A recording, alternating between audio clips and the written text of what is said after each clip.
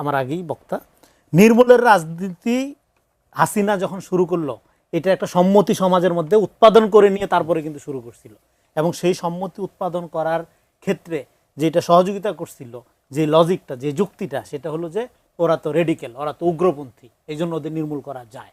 ফলে গুপ্ত রাজনীতি বলতে কারা করে গুপ্ত রাজনীতি? এখন কি বাংলাদেশে গুপ্ত রাজনীতি নাই? আছে। কারা করে? হিজবুত তাহরির, আমরা জানি। গুপ্ত রাজনীতি কারা করে? মাওয়িস্ট, রেডিক্যাল, বামপন্থী যারা, আর্মস স্ট্রাগল, বিপ্লব, শ্রেণীশত্রু খতমের রাজনীতি যারা, যদি এটা এখন কমে আসছে, একসময় প্রবল ছিল।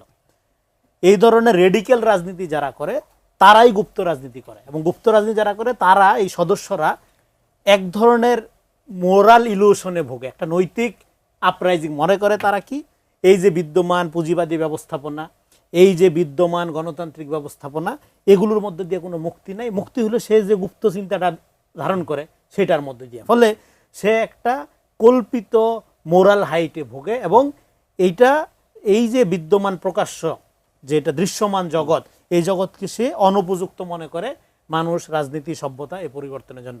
যে কারণে সে তার গুপ্ত অ্যাক্টিভিটিগুলোকে চালানোর ক্ষেত্রে নিজেকে সে কনভিন্স করে, এবং করার মধ্যে দিয়ে সে ডে টু ডে আরও রেডিক্যাল হয়ে ওঠে। ফলে এখন একটা দল, তারা যদি সংসদীয় রাজনীতি বিশ্বাস করে, তারা যদি সংসদেও থাকে, আবার এট দ্য সেম টাইম তারা যদি মনে করে গুপ্তরা থাকবে, এটা গর্বের বৈধর, হ্যাঁ, এটা কোনোভাবেই হইতে পারে না, এটা কন্ট্রাডিক্টরি। ফলে গুপ্ত রাজনীতির প্রতি তাদের যে অবসেশন, ফ্যাসিনেশন, এটা হলো তাদের রাজনৈতিক কন্ট্রাডিকশনের বাই প্রোডাক্ট। তারা আসলে রেডিক্যাল লাইনে যাবে না গণতান্ত্রিক রাজনীতি করবে, এই ব্যাপারে তারা ফয়সালা করতে পারে না, দেখে তারা সংসদেও চায়, আবার গুপ্ততাও গর্ব ফিল করে, যেটা আপনি বললেন। এখন কি গুপ্ত রাজনীতি তারা করে? গুপ্ত রাজনীতি না করলে তারা এটাকে নানাভাবে ব্র্যান্ডিং করার চেষ্টা করছে কেন? বরং তারা বিএনপি একটা এটাকে বলা হয় যে ইনক্লুসিভ পলিটিক্যাল পার্টি, এখানে সমস্ত মতাদর্শের লোক আছে, এটা তো গুপ্ত থাকার কোনো সুযোগই নেই, দরকারই নেই। বিএনপিকে তারা গুপ্ত বলতেছে, এবং ফ্যাসিবাদের আমলে আমরা অনেকেই নিজেদের হাইট করে রাখছি, সেটা হলো নিজেকে বাঁচানোর জন্য। কিন্তু তাই বললে আমরা তো আমাদের রাজনৈতিক পরিচয় লুকাই আওয়ামী লীগের মধ্যে ঢুকি নেই, স্লোগান দেইনি।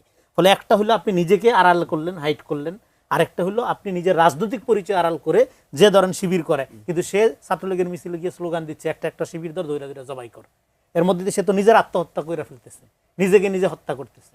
ফলে এই যে মোরাল, আরেকটা জিনিস বলি এখানে, বিখ্যাত লেখক আশিস নন্দী একটা কথা বলতো যে আত্মশক্তি হারানোর ফলে ফ্যাসিবাদের বিরুদ্ধে সংগ্রাম কম কার্যকরী। এই যে তাসনোবা বলল যে দেখেন, sometime doing nothing is political. আপনি রাজনীতি করতেন না, আপনি গ্রামের গঞ্জে যে চাষবাস করতেন বা অন্য কাজ করতেন, আপনার কেন আওয়ামী লীগের মধ্যে ঢুকে থাকে? আপনি যদি একদিনও গণরুমে আওয়ামী লীগের কার্যক্রম ইস্টাবলিশ করতে সহযোগিতা করে থাকেন, একদিনও যদি ছাত্রলীগের মিছিলে গিয়ে থাকেন, সেটা তো আওয়ামী লীগকে একটা কনফিডেন্স যোগাইছে।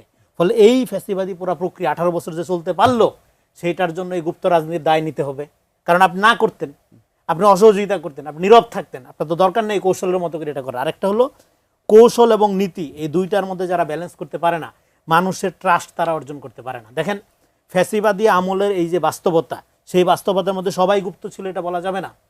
প্রচুর মানুষ নির্যাতনের শিকার হয়েছে, প্রকাশ্যে আন্দোলন, আমরা প্রকাশ্যে প্রতিবাদ করেছি, হ্যাঁ, সেটা ক্ষুদ্র হোক, সেটা রেডিক্যাল না হোক, হ্যাঁ, সেটা একটা গণতান্ত্রিক নিয়মতান্ত্রিক পদ্ধতি হোক, কিন্তু আমরা প্রকাশ্যে করেছি। প্রকাশ্যে করার মধ্য দিয়ে কি হয়েছে?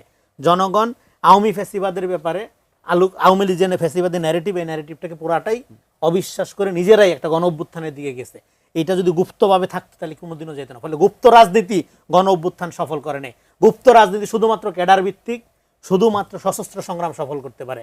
কারণ এই গণ অভ্যুত্থান মানুষ তো গুপ্তভাবে নেমে আসে নাই, প্রকাশ্যে মানুষ নেমে আসছে, শ্রেণী পেশা নির্বিশেষে, হকার থেকে শুরু করে গৃহবধূ। হ্যাঁ, এই জন্য গুপ্ত রাজনীতির কোনো ক্রেডিট বাংলাদেশের এটা ফেল করছিল সিরাজ শিকদারের আমল থেকে, মাওবাদী নকশালপন্থীরা ফেল করছিল, এবং যারা ধর্মীয় কারণে গুপ্তবাদী রাজনীতি করছে, রেডিক্যাল রাজনীতি করছে, সেটাও ফেল করছে আমরা দেখছি। এবং আজকে তারা যদি মনে করে সফল হবে, তারা বোকার স্বর্গে আছে। তাদেরকে অবশ্যই প্রকাশ্যে গণতান্ত্রিক ধারায় আসতে হবে, এবং এই ধরনের রেডিক্যাল চিন্তা ভাবনা বাদ দিতে হবে। কারণ তারা তো নিজেরা দাবি করে তারা মেইন স্ট্রিম বাংলাদেশপন্থী দল, গণতান্ত্রিক দল, সংসদে আছে। ফলে গুপ্ত রাজনীতির ব্যাপারে এখানে তাসনোবা যেটা বললো, তাদের পূর্ববর্তী লিস্ট যেটা, সেটা তারা প্রকাশ করবে, প্রকাশ করে বলবে যে এটা টেকনিক্যাল কারণে ছিল, ভুল হয়েছে, ওকে, অসুবিধা নেই, আমরা এখন থেকে প্রকাশ্যে, অবশ্যই 5 তারিখের পরে সবাই সবার পরিচয়ে গর্ব ভরে রাজনীতি করবে, বিরোধিতা থাকবে, আমরা প্রচণ্ড দ্বিমত করব, কিন্তু কেউ কারো ইলিমিনেশনের পলিটিক্স করবো না। এবং এই যে নির্মূলের রাজনীতি, এটা তখনই করা সম্ভব হবে, নিশ্চিত করা সম্ভব হবে, যখন আমরা প্রকাশ্য রাজনীতিটা, কালচারটাকে রপ্ত করতে পারব। নির্মূলের রাজনীতির কথা বলছি, আমরা যেটা নিয়ে কথা